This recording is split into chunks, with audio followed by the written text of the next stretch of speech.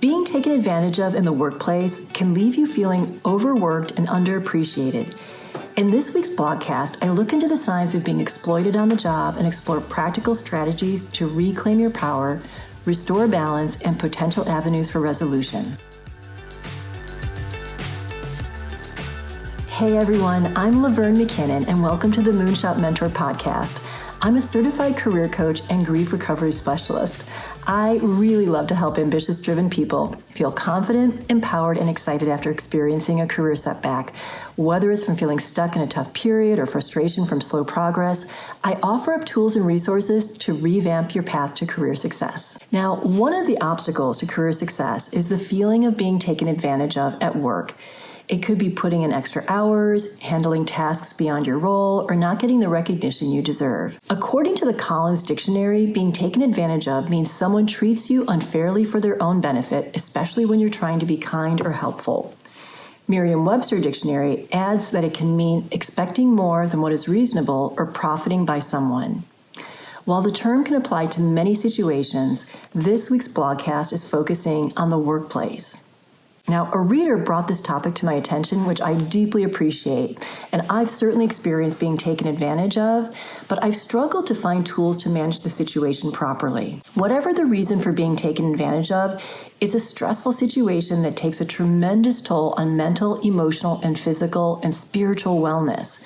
I've found that most people in this situation are both angry at their bosses and colleagues for being mistreated and at themselves for continuing in the situation. Let's unpack why this might be happening and what's possible for you to course correct. Several factors can contribute to being taken advantage of at work that are both the result of external circumstances as well as our own personal attributes. Now, here are two examples of external circumstances that are outside of your control. The company is taking advantage of you because they're under-resourced and are undercapitalized due to a crisis or spike in growth, which all creates like this all-hands-on-deck situation. Another reason might be that there's poor or weak management. Unfortunately, many people in management positions are not trained or have the natural ability to support and guide others in their work. Poor managers also lack an understanding of the scope of the workers' responsibilities and how long tasks take. Now, here's a circumstance which is partially in your control. There's a misunderstanding of job responsibilities on both sides. It's not unusual for there to be miscommunication or unclear expectations because of lack of knowledge, experience, curiosity, and executive function. Ignorance and arrogance can also play a role. Now, there are three circumstances which are fully in your control. The first is lack of boundaries. If you haven't set clear limits, others are going to push you too far. You may also feel that you have an inability to say no or a belief you can't say no. You may literally struggle to decline requests for a variety of reasons, including not knowing how to say no or fear of consequences or retaliation. And then there are the consequences of saying no may be worse than actually saying yes. You could lose your job, you could experience aggressions and or be bullied in the workplace. So these factors can create an environment where it's easy to be taken advantage of, but recognizing them is the first step in addressing the issue.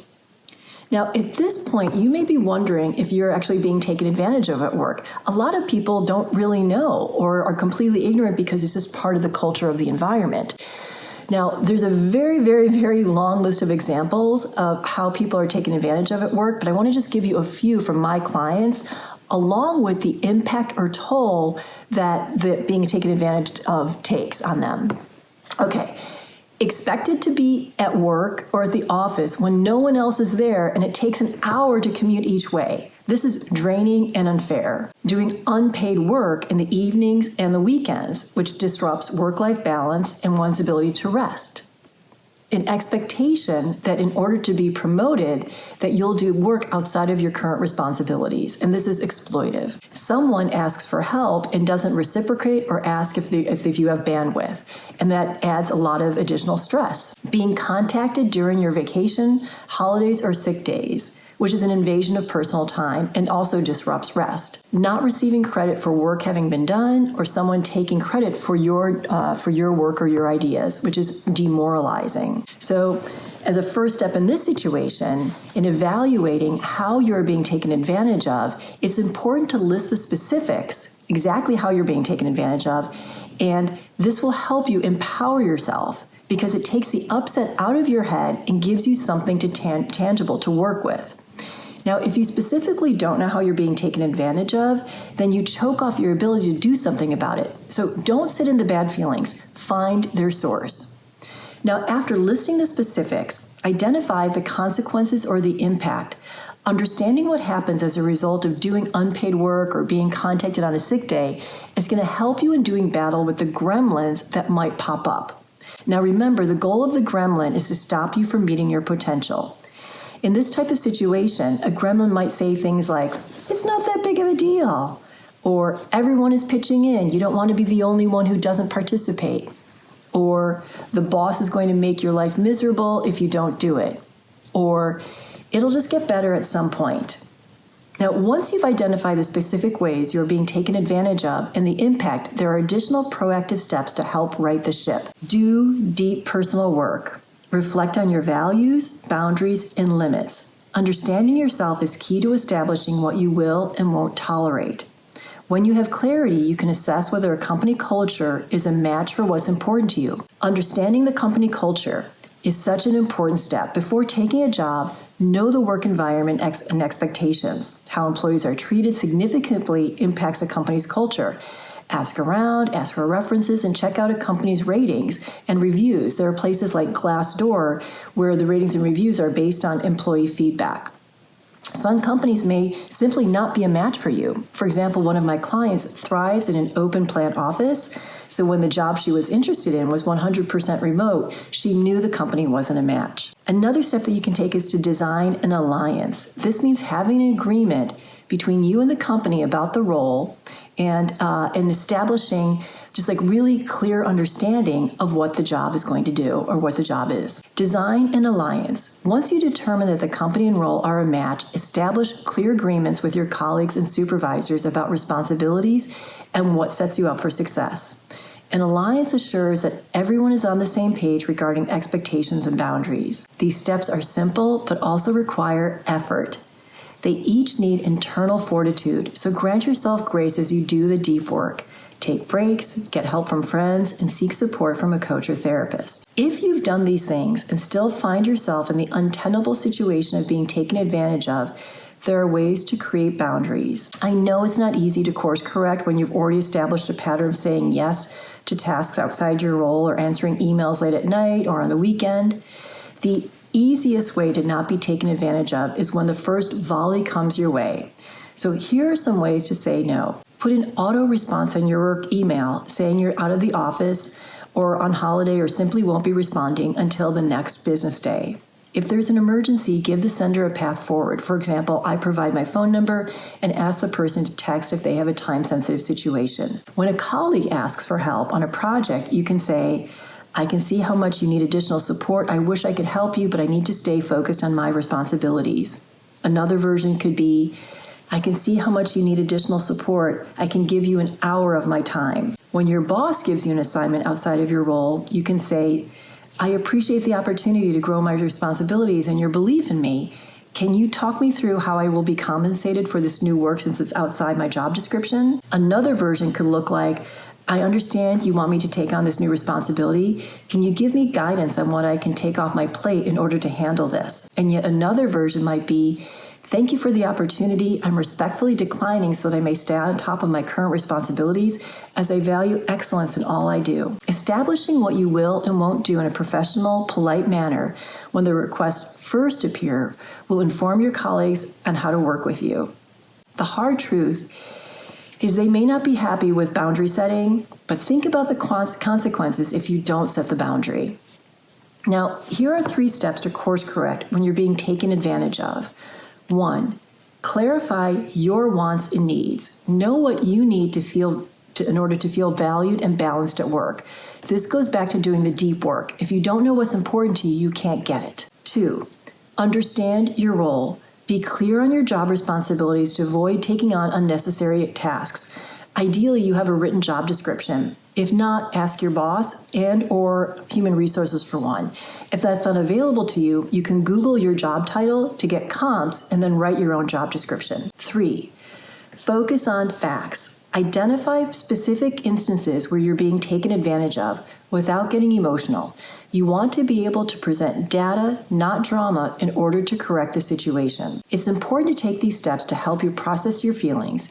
If you try to manage the situation when you're hot, like in emotion, your legitimate concerns may get lost. Okay, now you're ready to be in communication, which requires you to self-advocate.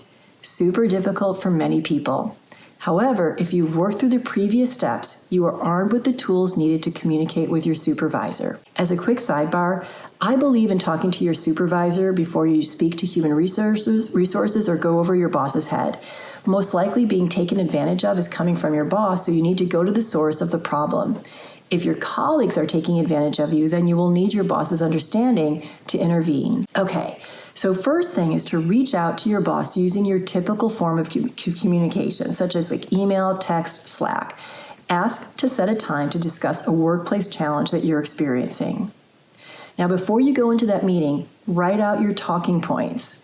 They should include specific situations of being taken advantage of and their impact, like overwhelm, demoralizing, stress, etc. Now, always start the conversation with a positive and end the conversation with a recap of the next action step. Here's what a conversation might look like. Okay, you. Hey Fred, thanks for taking time to meet with me today to talk about a challenge I'm having at work. I appreciate your open door policy. Fred, thanks for reaching out. What's going on? You. I'm feeling overwhelmed by the new responsibilities I've been given. In addition to my regular job, buying holiday presents for our clients is overflowing into non-work hours. Fred, wow, I'm surprised that you're struggling with this. It's pretty standard for the office coordinator to handle the client's gifts. You, this task wasn't mentioned during the interview process and it's not in the written job description. I'm fine doing it because I value being a team player, but I would need to take the food shopping and organizing the supply closet off my plate so I'm not working during my personal time. Fred, let me think about this. You, thanks again for meeting with me. I'll hold off on the gifts until I hear from you and will stay on top of my regular tasks. Now, notice how the conversation starts with an acknowledgement and then restates that there's a problem. It's like a reminder of the purpose of the meeting. The problem is stated in a succinct, direct manner. Now, when Fred is surprised by the pushback, your response is informed by the research that you previously conducted. You looked at the job description. So it's backed by facts. The final statement clarifies the action step. Now, of course, conversations don't always go the way we plan them, which is why it's important to have your talking points so that you don't get lost along the way. In most situations, it's going to take more than one conversation to correct being taken advantage of. Unfortunately, there will be times when the conversation lands like a turd or goes off the rail. If that happens, practice assessment, not judgment, of you or your boss. Communication takes skill, practice, and commitment. So some questions to ask yourself if things have really gone sideways. Did you clearly communicate the topic of the meeting? This is done during the initial request, and you restate the topic when you meet. Was the conversation mistimed? Even if you scheduled a time to talk with your boss, the appointment may be impacted by news that you get or your boss gets right before the meeting. Did you follow your talking points? If not, what happened? Did you stay grounded or did you get triggered? If you were triggered, what happened? Did your boss stay grounded or get triggered? If they did get triggered, do you have a sense of when or why? Now, it's not your job to fix them, but it's good to know if your words or actions negatively impacted the conversation. This sometimes happens if we go in hot. Were you speaking the same language? Sometimes in difficult conversation, one person is using feeling words and the other person is wanting to get into the action of problem solving. Once you've had a chance to assess, then you can determine if a second conversation is warranted or if you need to bring in an advocate to mediate. This could be someone from HR or an internal mentor. You may be afraid to have a second conversation, which is a normal reaction. There's a power dynamic at play with a supervisor. If that's the case, work with a friend, coach, or therapist to better understand your fear. It may be completely rational and it's not safe to go back for another go. Or a second conversation could be an opportunity to practice courage. Now, I also want to acknowledge that there's a very real possibility that you will not find satisfaction from a conversation with your boss. They may say the right things, but then nothing changes. They may pretend like it never happened. They may be overwhelmed and have no resources or skills to make change.